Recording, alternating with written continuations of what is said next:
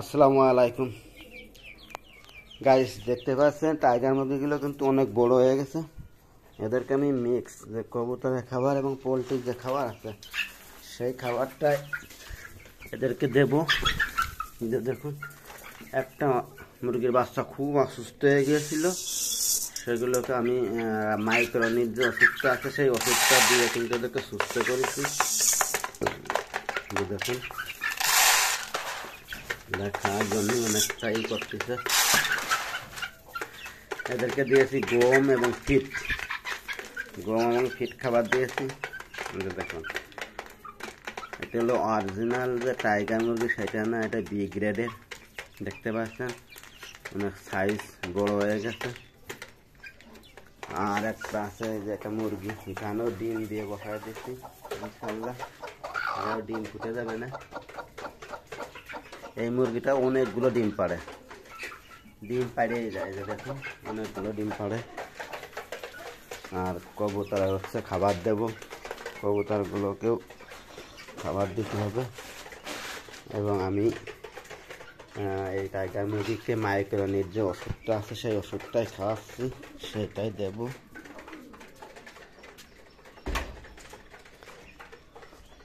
এবং কবুতরগুলো ছাড়িয়ে দেব, দেখতেই পাচ্ছি।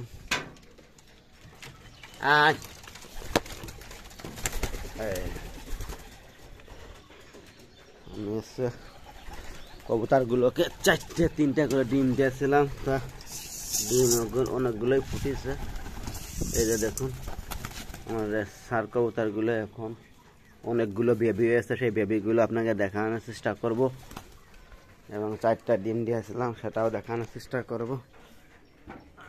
এই যে দেখুন, এখানে 2টা ডিম পাড়িছে, ওখানে একটা, আর এখানে এই যে 2টা বাচ্চা, একটা বাচ্চা বড় হয়ে গেছে, আর একটা বাচ্চা কিন্তু আবার এই যে ডিম ফুটে যাবে না, এই যে এখানে। আর এখানে দেখুন 2টা বাচ্চা আছে, মোট 4টা বাচ্চা আছে।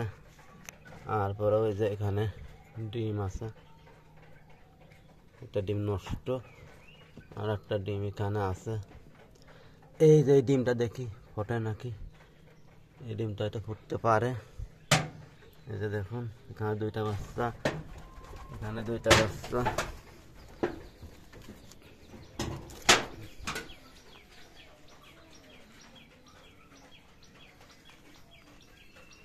এই ডিমটা পুরোটাই নষ্ট।